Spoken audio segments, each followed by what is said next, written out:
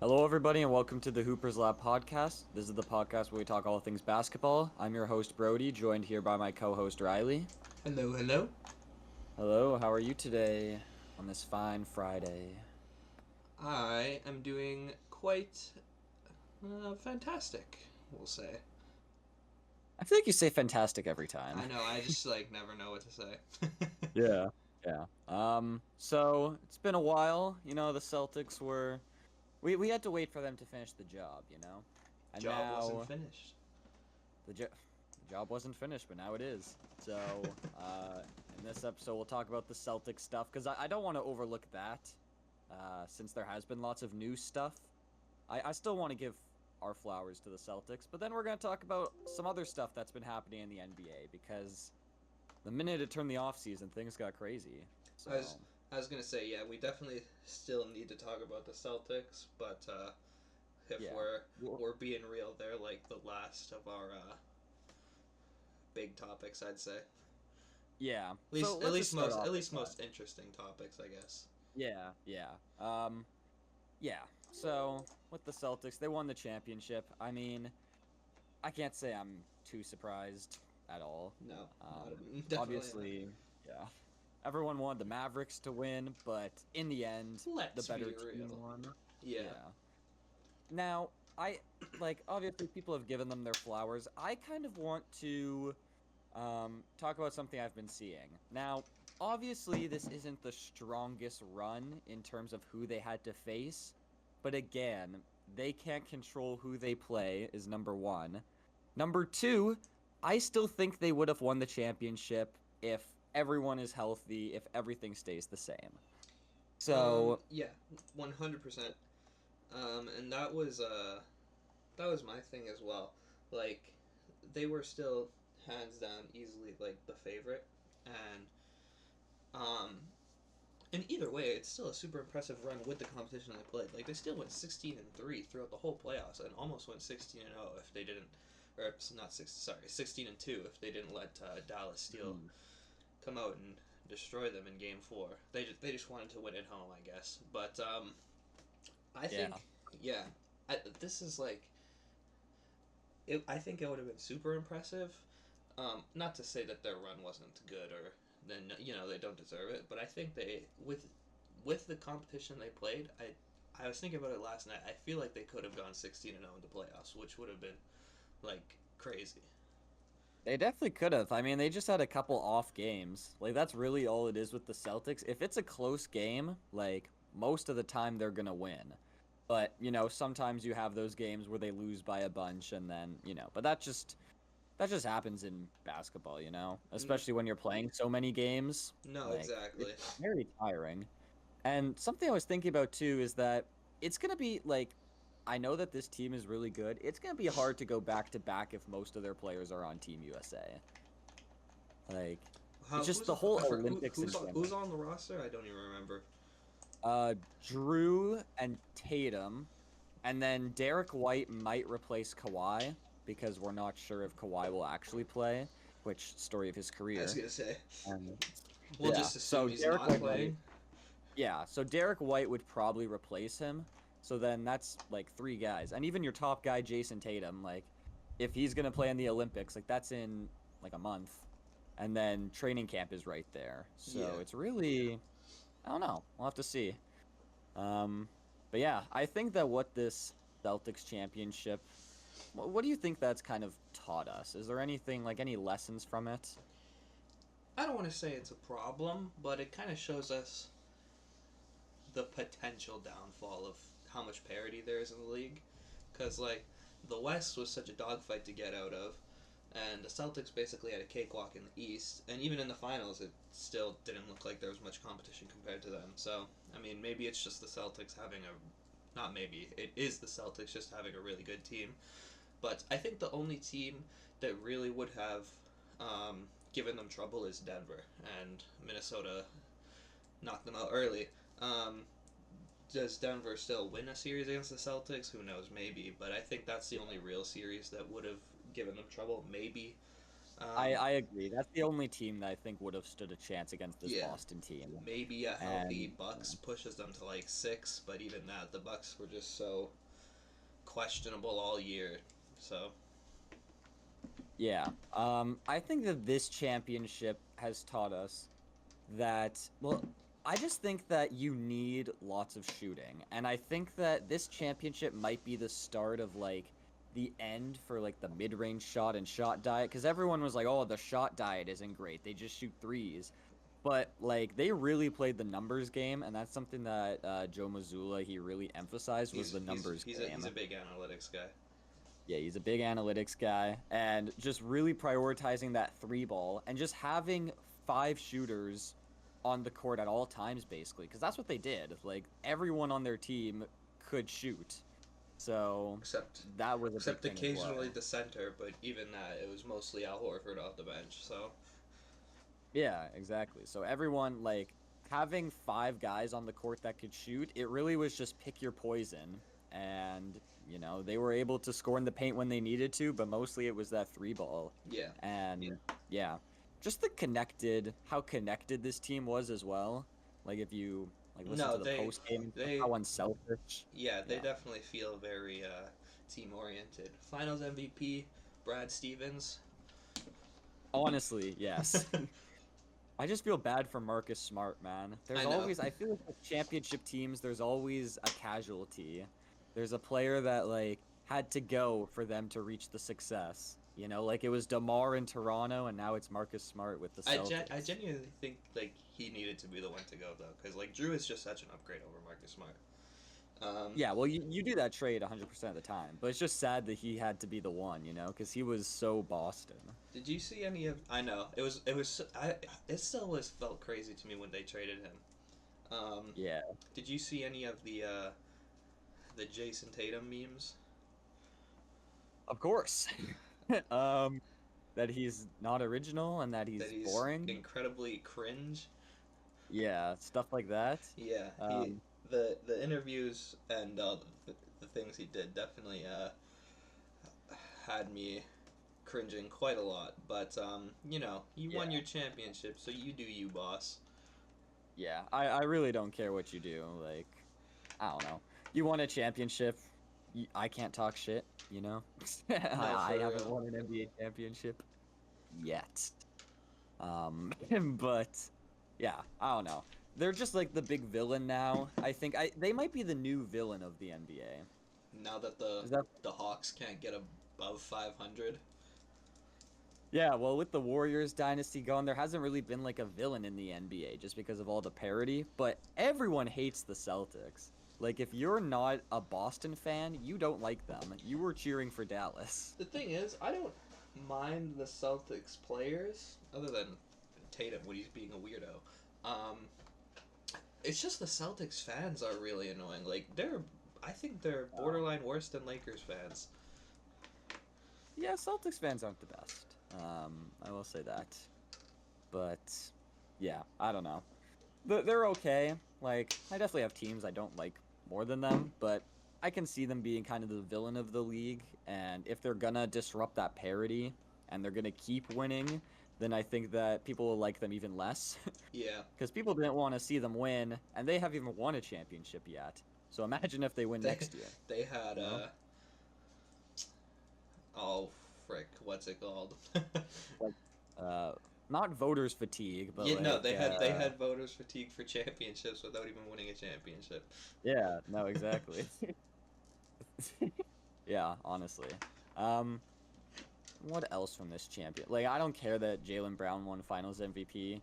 To me, like, just seeing Jason Tatum not caring as well, I think just is very huge. Yeah, I think Just it's to a show how connected I they think are. it's a bigger deal than people make it out to be. I personally, like, if I had a vote, I think I would have voted for Jason Tatum to win the Finals MVP. I feel like, other than the shooting splits, he had an underrated series.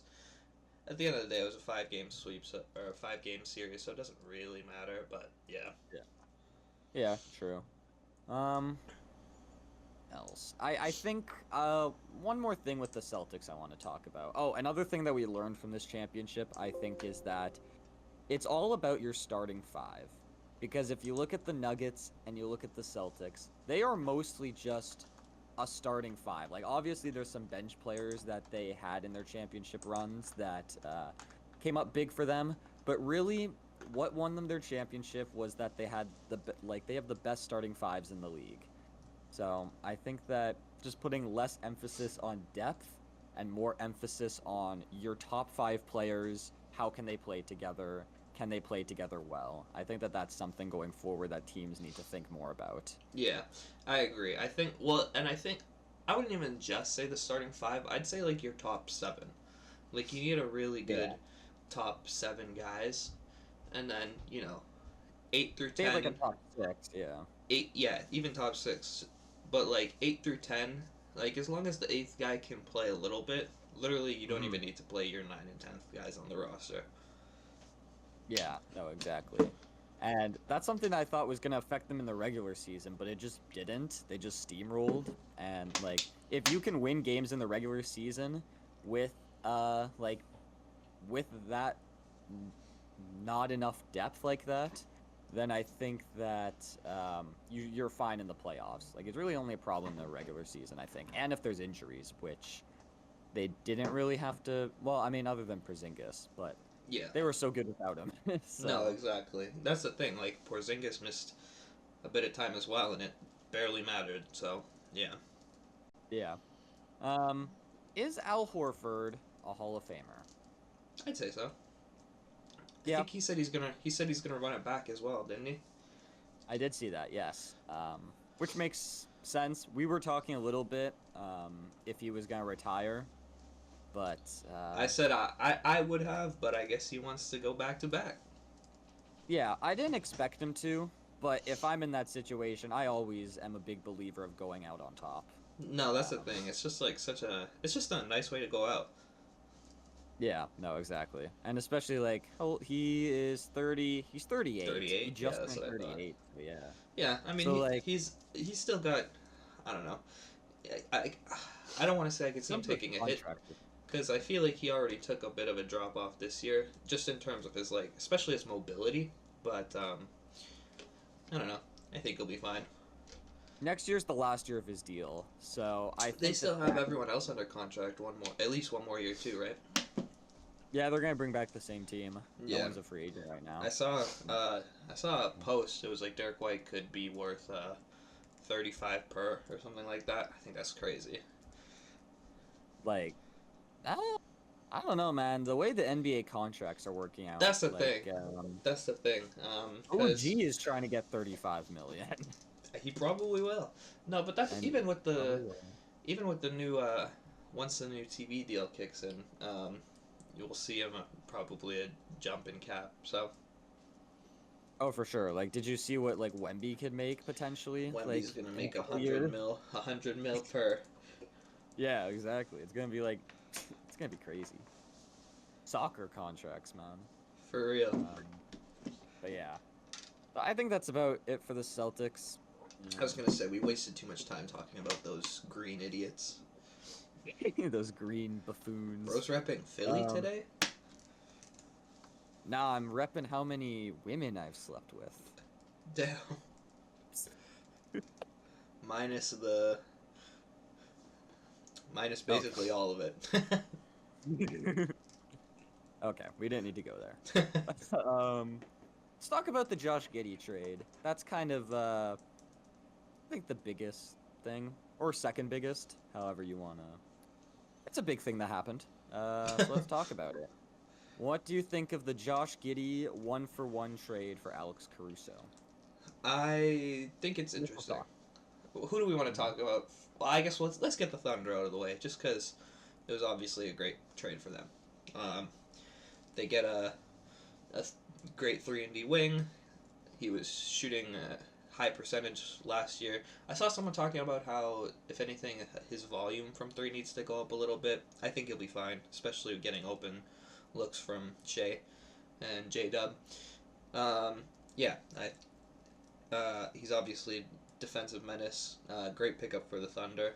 He shot As 5 threes a game this year. What do you mean his volume? Who said that? I don't know, as I was watching a YouTube video, maybe I don't know, like maybe He went up from six or seven. 2 last year. Yeah, this year he doesn't need to take 6 or 7.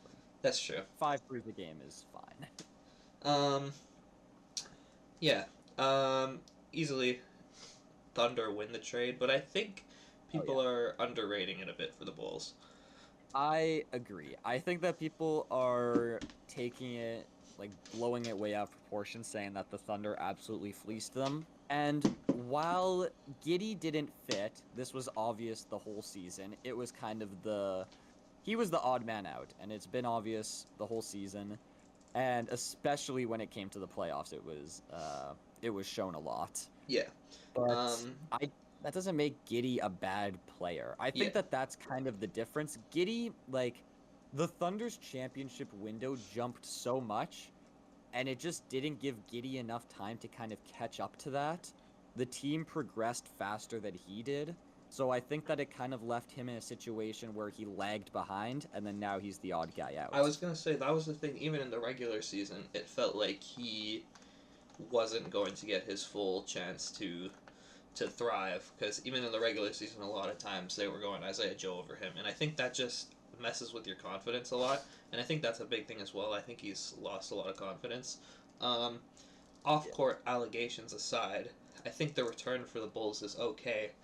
I do think it's kind of mind blowing that you didn't manage to get one extra pick from the team that has Not even 10,000. one.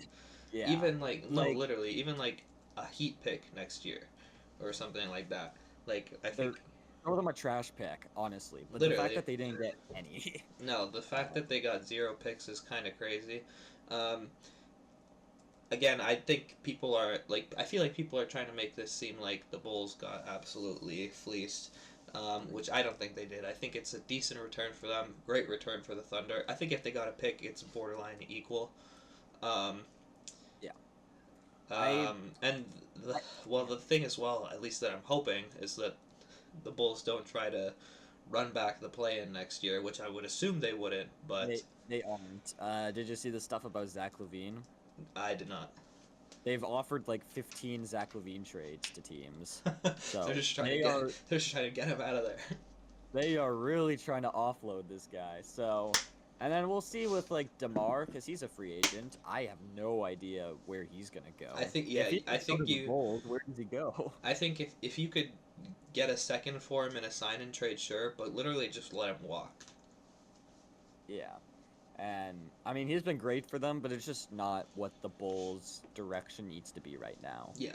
Um, but the thing about this Thunder trade as well is that I think the first round picks are overrated. Now, I agree. obviously, there's value in first round picks, but in a trade like this, I would rather get the tangible young talent than a question mark of a pick. Now, with a pick, you can pick your own guy rather than, like the Bulls didn't draft Josh Giddey. But I would rather take the chance on Josh Giddey than getting picks that are going to be late first rounders. I just think it's weird when there was reports that they turned down like a top 10 pick for him. Like I feel like that's a little weird. Even if you do think this draft is a little weak, I think that's. Oh, when did you saw that? I don't know. I saw people talking about reports of it, but Like that the Thunder didn't want a top 10 pick this year, or that the Bulls no, that the Bulls didn't want to trade Caruso for a top 10 pick. Oh. So if that is the case, I think that's a little weird. But I mean, theoretically, you're getting a top 5. He was, or was he 6? I think he was 6. He was 6. Yeah. Yeah, you still get a almost top 5 player who's shown a lot of potential, especially all around potential, good size. It would be nice if he could grow a little more on the defensive side of the floor, and obviously, hopefully, the offense comes around because great rebounder, great passer, playmaker. I think he'd be an even better playmaker if he could score a little more consistently, and I think if he has the opportunity to have the ball more and run more through him on the Bulls, I think he could end up putting together a pretty good season next year. I think the one concerning thing is that the Bulls have a plethora of guards, so I think there's definitely more moves that need to be made. I saw Potential buyout for Lonzo, maybe. I seen that too. Yeah. Because I feel like that would make sense, even if you don't think, Lonzo has any value in a trade. Maybe he could sign with some contender for a mil, or for the minimum. A mil is basically the min. So Yeah. Good for Very close. Lonzo, I guess, if he does end up getting bought out and goes to a contender. And then you still have Kobe, Io, Yeah. and yeah, We'll see what happens with Patrick They- Williams. they have to trade Levine. Yeah, assuming they trade Levine as well. And then I think the Bulls should. Well, not think, they probably will, but I think you definitely have to wait to see how the draft goes, because before you trade Levine and Vucevic, just because you really need to see what piece you get. If you get Busweilis, cool. If you get, I don't know, I don't mind Cody Williams to them. Yeah, but we'll yeah, have to see how the draft shapes up. That's yeah, definitely a big thing. So yeah, we'll see how that goes. Yeah, I think that this trade is being. People are saying the Bulls got absolutely fleeced. Giddey averaged what he averaged when he in his second year. He was 20 years old. He averaged 17 points per game and 6 assists. That's really good. yeah. And he was looked at during that season. He had crazy potential. He was a guy that had a high ceiling. I remember in 2K he would always progress really good. He would be he would be like a 90, bro. yeah, exactly. Now, I'm not saying he's gonna get to that, but I just think that people are writing him off too soon, and that's mixed with the allegations, mixed with a whole bunch of I things. think it's definitely mixed with the allegations. It's definitely tied to that. Yeah. Yeah.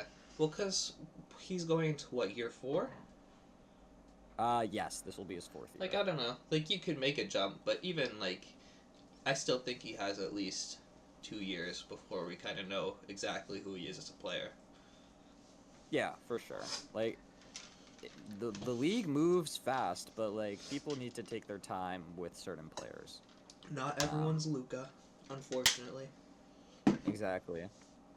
So yeah, we'll have to see how that goes. But I'm excited to see Giddey in a new situation. I'm excited to see Caruso because he's going to be a perfect fit with the Thunder. Obviously, crazy that the Thunder couldn't give one pick, but I think that it's better for the Bulls than people make it seem. Yeah, I think it's just good that they're finally picking a direction. At least it seems they're picking a direction. So, yeah. Yeah. It's crazy because the Thunder would probably want to give up a pick too, because That's they the can't thing. draft everyone. So Especially next year. I think they have 3 or 4 picks next year. So the fact that you couldn't get could have used leverage. you couldn't get Yeah. the 30th pick in the draft last year, because they'll probably have it, because they're probably going to be the 1 seed again.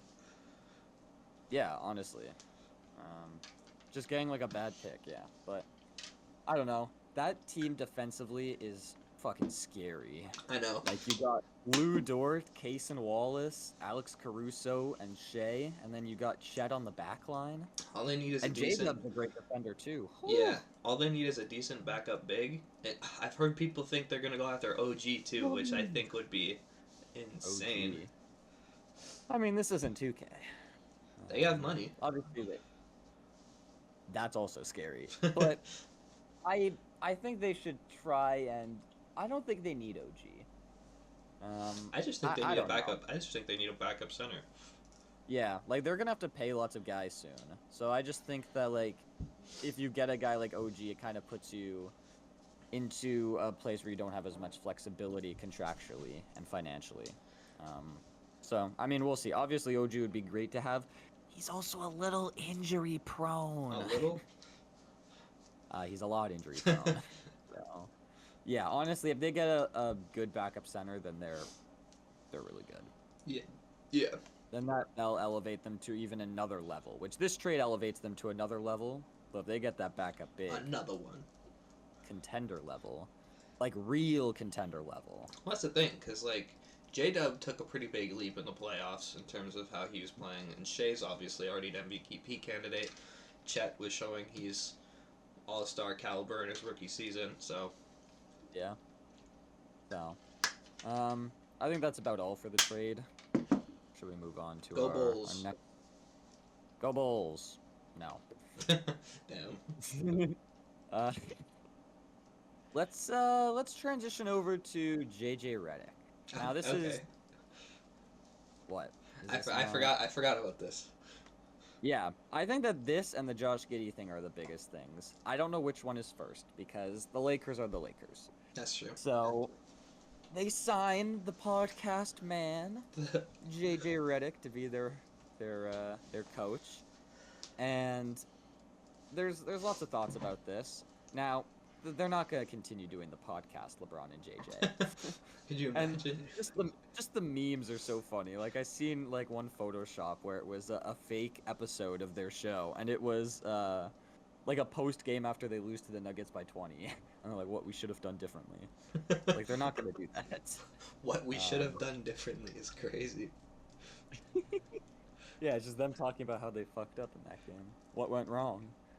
But no, I do think that JJ Redick is a good basketball mind. I think that when you hear him talk about the sport of basketball, he knows what he's talking about when it comes to X's and O's. Yeah. I think that he is a guy that what was I gonna say? I think he's a guy. He's a guy. I think he is a guy. I think he's an extreme competitor. That's what I was gonna say. Which I think that you need as a coach to be very competitive because you want to win.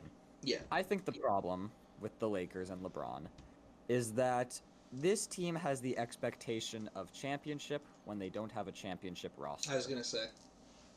So that's kind of the big thing. Like, this signing isn't going to push them to contention. The only thing that will push them to contention is if they actually have a better roster. Yeah. Like, it doesn't really matter who the coach is. I don't think JJ's going to fail horribly. I don't think he's going to work wonders. I don't know what he's going to do.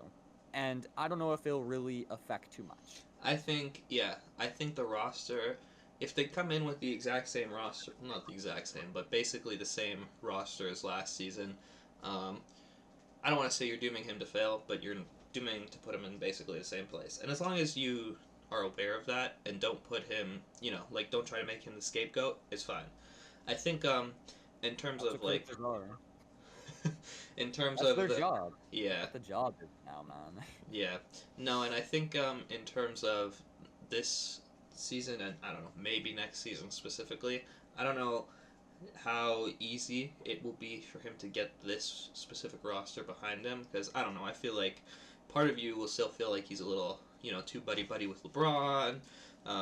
Maybe he's not ready, whatever, as a player, so I can see that. I think for the future, he'll be good if he sticks around and he can actually have the chance to grow as a coach. That's what I was going to say. I think that this is a good signing in terms of the future Lakers, like after LeBron. Yeah. I think that this is a good signing. But Yeah. in terms of right now, it's just a lot to put on someone. Yeah, and like you said, he has really good X's and O's, and I think I'm hoping the offense will look better. I know he said he wants to get AD more involved, so Yeah. I think people, there's definitely people that are saying, this is a bad pickup. Why would you pick up JJ Redick? Blah blah blah. He's just a podcaster. But He's just a podcaster. I think overall he'll be first of all he'll be better than Darvin Ham. Not that that's saying very much, but he's definitely an upgrade. And I think as long as they don't try to scapegoat him and fire him early or some bullshit, I think he'll be a good head coach in the league as well. Yeah. You basically hit all the points. I think that one thing is that you mentioned, I'm really excited to see how the offense goes because usually with LeBron teams, there isn't a lot of offensive plays. It's mostly, if you don't have the ball, you're not really doing much. But JJ Redick is a guy that, he got lots of buckets from plays. Yeah. Ran for him and also, playing off the ball. So I think that he can really unlock that offense a bit to another layer because the main thing with the Lakers we've seen is possessions where guys just have standing in the corner with their hands, on their side basically. Just like Darvin Ham was. ball watching. No, Darvin Ham. That was a big problem with with Darvin Ham. Just ball watching. If you don't Yeah. have the ball in your hands and you're with the Lakers, nothing was happening. So I hope that can change, and that's something that I'm excited for. But they just shouldn't go into this thinking that it's going to make them elevate them to a championship Yeah. team. Yeah, I he think is not there's that value. yeah, I think there's a lot of work that needs to be done with the roster. And I mean, I know AD likes to play the 4. I think the only way you can have him play the 4 is if you have a legitimate good floor spacing 5. So I don't know if the Magic want to give up Wendell, maybe, but I feel like if I was the Magic, I would not be trading Wendell Carter Jr. right now. But I'd rather have Mo Wagner. really, as a Laker or the Magic? I was just joking. I don't know. Oh. I really like Mo Wagner, but no, Mo's really good as well. But yeah, I really like Wendell. And yeah, I think definitely more roster moves need to be made. Like, I feel like having both D'Lo, I've always thought this, I feel like having both D'Lo and Austin Reeves is kind of weird. I think their play style is a little repetitive. Like, I think one of them is fine, but I think if you have more of a pure floor spacer running the other spot, you're looking better. Yeah, I agree. I also think you need a better POA defender. I guess you have Vanderbilt, who didn't really get to play a lot last season, but he also can't shoot the ball to save his life. So yeah, he is not an offensive threat at all. So I think that if they had like a KCP, man, if they had a KCP. Well, I feel like KCP's gonna go into unrestricted free agency, isn't he? Not that they really have any money, but someone's gonna throw him a bag. I think if anything, he's going to Philly. Ooh, yeah, that's a woo. Go Sixers. That's exactly who they need. No, but like that's the weird thing with like D'Lo and Austin Reeves, because I don't think that they need D'Lo when they have Austin Reeves, because like when you have LeBron, I don't really think you need like 3 true ball point handlers. guard. So like I wouldn't mind Austin Reeves at the 1 and like a KCP type at the 2. Obviously that's easier for them done, but like I don't think you need D'Lo and Austin Reeves, you know? Exactly. It's just too repetitive. There's no, like, when you already have LeBron, it's like you don't need both of them. Their skill sets are too similar. There's just no point when their skill sets already being limited by the fact that you will have LeBron with the ball majority of the time. Yeah. I don't know. Yeah. One thing that the last point for this signing, you mentioned that some people think that they might be too buddy-buddy for it to kind of work, which I can see how people would think that's an issue since they do have a podcast together, which is crazy. But I think it makes it more likely for JJ to kind of be able to like put LeBron in his place more, you know? Like JJ was a former player. JJ's a maniac, okay? If you're a former player that played basketball at a high level, you are insane. You are psychotic. Yeah. So I think that like he has the competitiveness, and I think that like he has enough of a relationship and trust with LeBron that he can kind of step up and put him in his place a bit. Obviously with LeBron, you're not going to put him in his place a lot because it's LeBron. But I think that LeBron respects him a lot, and that's a big thing that we've seen. Like, how many coaches has he had that he's like really respected and trusted? At the time, probably none. Like, I think now he's like, now I respect Spo, now I respect Tyronn Lue, but at the time... You didn't trust Spo? No, literally. The only one I could argue is Ty Lue. Yeah. But, and, I agree. I think if anything, I'd be more concerned about LeBron rather than JJ, because I feel like LeBron can get a little complacent when he's surrounded by people he likes. Like with D Wade, I feel like that was a lot of the problem, especially when he came to Cleveland. He's just kind of like, for the time no one remembers, he was like D Wade cook up. But yeah, I feel like as long as that's not an issue, I think it'll really be fine. But yeah, the Lakers still suck, so hopefully Rob Pelinka makes some more moves so they don't. Yeah. Let's talk about Malik Monk got an extension. I was gonna say. I I was fully prepared for him to leave. So was I. And I think they got him on a pretty good bargain deal. Like 4 years, basically 20 mil per season. I think it's less than that. It's It's 4 like years, just under 78. 78. Yeah. Yeah, so Really good re-sign for them. I think their roster still needs 19 and a half a year. So yeah. I still think the roster itself will need more work now, especially since they just missed the play-in, and the Grizzlies are going to be back next year. Who knows? Maybe the Spurs look decent next year. The Rockets. So yeah, I think there's definitely more moves they need to make to holster their roster, but that's definitely the start of it. And it's unfortunate because I thought he would have looked good in a 76ers jersey as well. I was thinking the Magic. I was fully prepared for the Magic to throw him a bag. Yeah, that would have been a good fit as well. Yeah. I just think that, I'm happy for Malik Monk, and this team needed to re-sign Malik Monk. He's a huge part of their team, and without him, I think it knocks them down a peg in terms of, like, teams in the West, because the West is so close that losing him would be fatal, honestly. And he was super impactful for them last year, especially with Kevin Huerter having a down year. He was really big for them, even when he was, strictly coming off the bench. Yeah, but I mean, he really provided a lot for this team.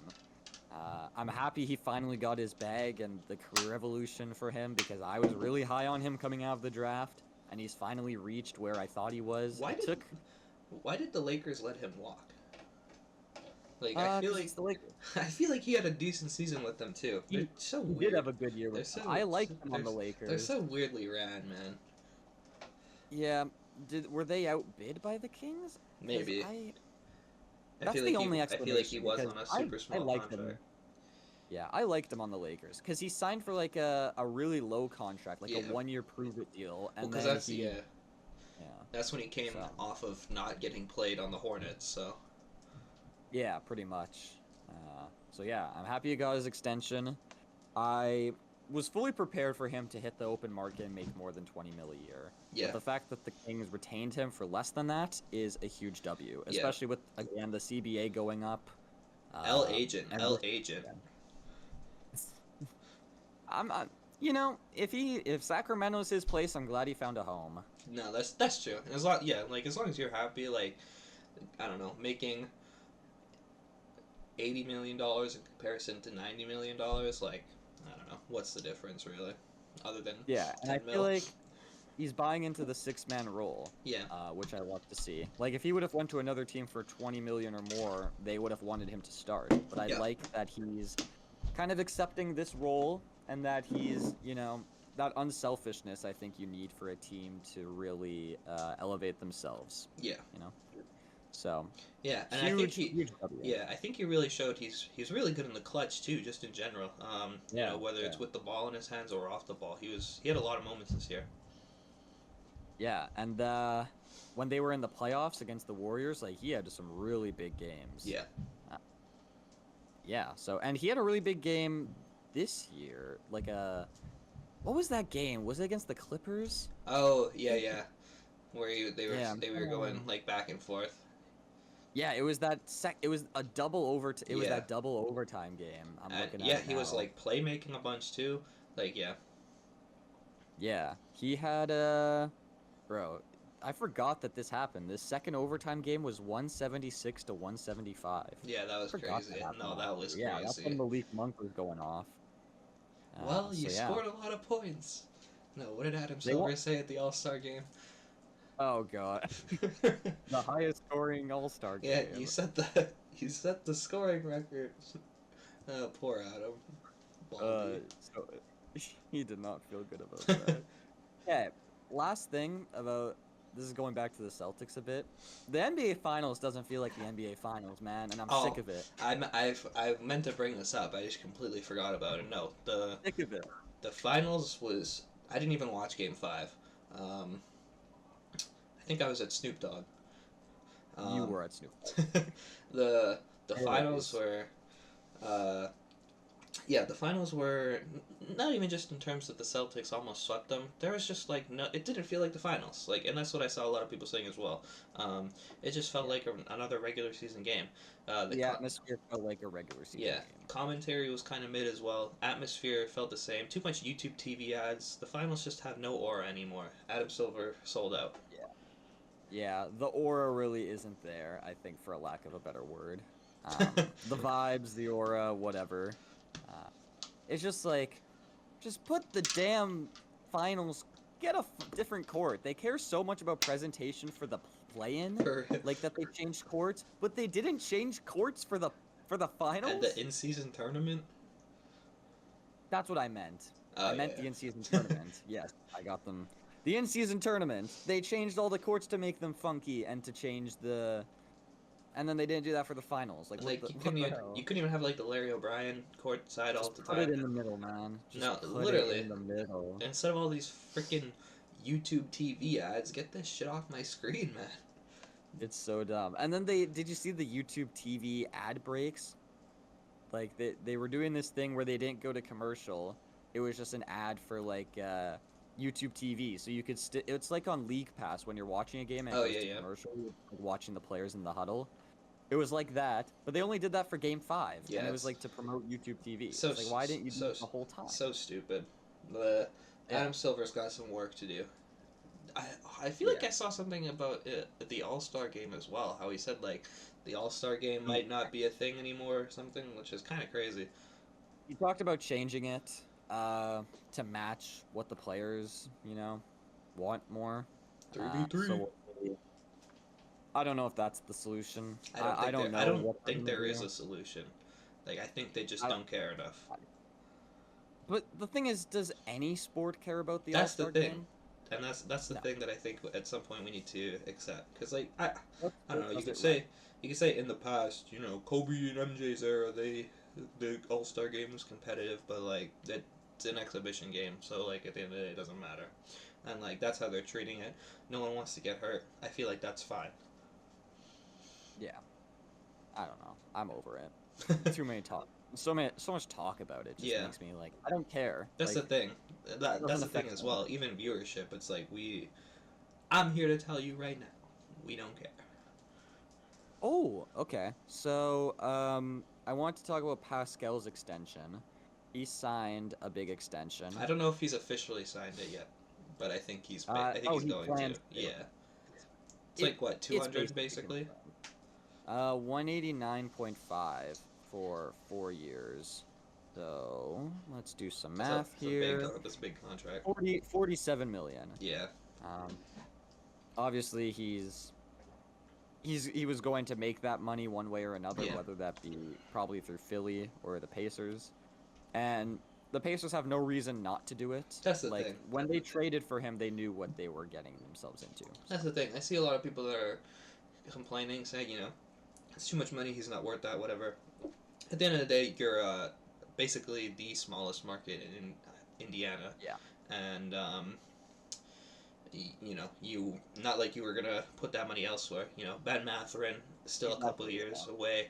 Jarvis Walker barely played last year, still plenty away from a big contract, Well, when you're a team that can't get free agents, you really have to work through the the draft, and draft, trades. getting assets, and then flipping those for trades, Yep. and then signing those guys and locking them up. And So that's there's exactly really what nothing they they did. did wrong. Exactly. I also think Miles Turner is going to get a big bag once his contract's up. He played phenomenal this playoffs. Oh, for sure, yeah. I'm excited to see where he ranks in the top centers in the league when we Number ramp one. up to that time of the year. No, actually, he has to be number 2. Number 1 is Naz Reid. God damn it. I'm just seeing this now. So, Pascal Siakam refused a trade to the Kings when he was still on the Raptors. Oh, wow. The Kings were extremely interested, but there was past comments made by their front office about his game, which affected him going there. Damn, Vlade Divac. I think the fit would be interesting, too. The floor spacer would be a little concerning, but I think that would be a nice fit.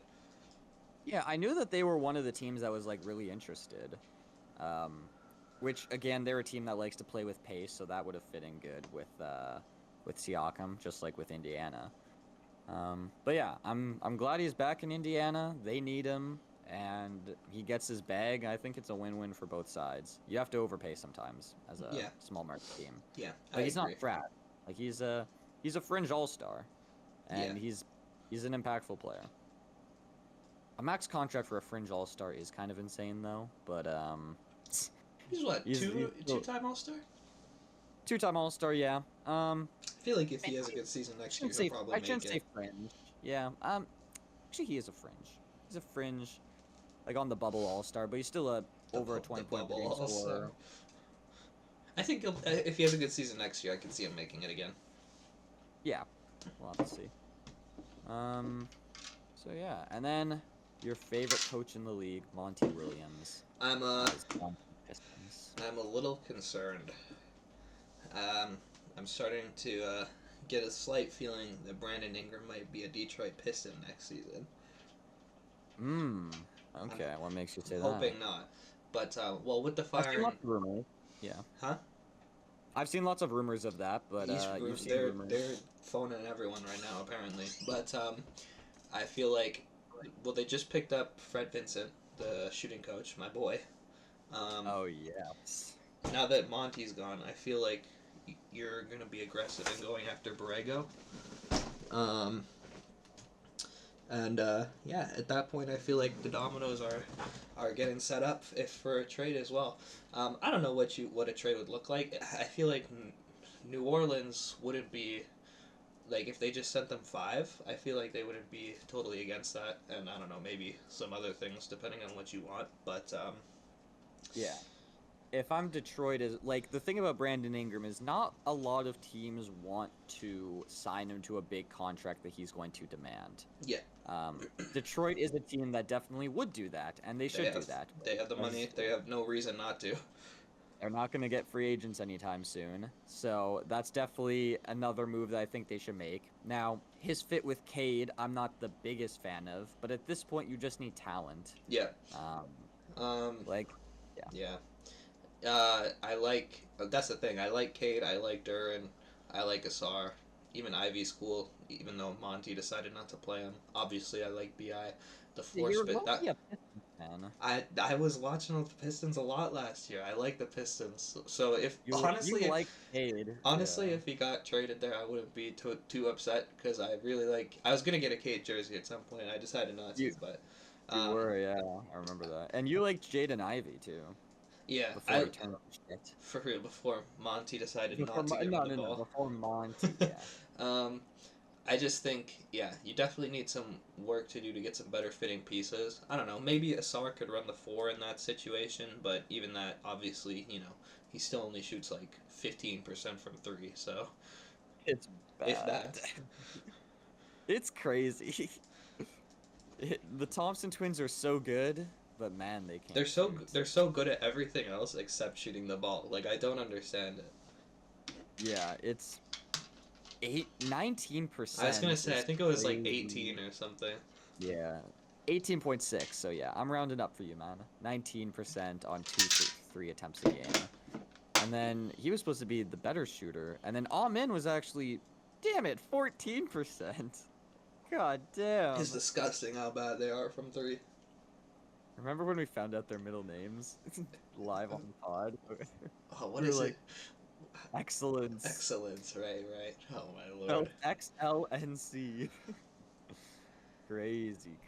That's crazy that their parents just like cooked that up too. They're like, you know what? Instead of giving you an actual middle name, we're just gonna name you Excellence. Well, they knew that they were NBA bound from birth, basically, because they had like a whole documentary about them when they were like really young. I don't know if you've seen that. Yeah. So the parents cooking. The genes must be there, I guess. I don't know. But yeah, Monty, I was kind of like maybe the Lakers go after him because I don't think JJ was signed yet. There was like a little period of time, and then like yeah, you're right. Well, yeah, so. And like if I'm Monty, I don't need a lot of money for a contract. I think Monty's gonna take a year off, if anything. I don't think he wants to coach. Yeah, I think he's gonna take a year off. Detroit broke him. I think he was broken before Detroit. The Yeah. only reason that man signed is because they paid him like 12 per. which is crazy. And like, yeah, I don't know. The coaching thing in the NBA is just crazy. How they're throwing out these big bags and then making them the scapegoat right away. I Like it's think just if I was the Pistons, I might have given it one more year. But I think it is good that they're just accepting that they're like, this was a bad idea. yeah, what a weird time. They definitely need a change. A prayer. Yeah, they need a change. They should go after players that can help them win now. And like again, the Brandon Ingram thing, I would like for the Pistons. I For think the Laurie Pelicans, could also though, be cool. the Jazz aren't trading him I though. know that's the problem. Five But first if they round picks. were, it would be the Thunder, Okay, bro. that's fair. I want him on the Thunder so bad. The Thunder would be a really good fit as well. The Thunder would be amazing. But what was I gonna say? Something about the Pelicans. Yes. So the Pelicans, like the thing that makes a Brandon Ingram trade hard for them is that they still want to win, even though That's like arguably a last year they mistake. wanted to.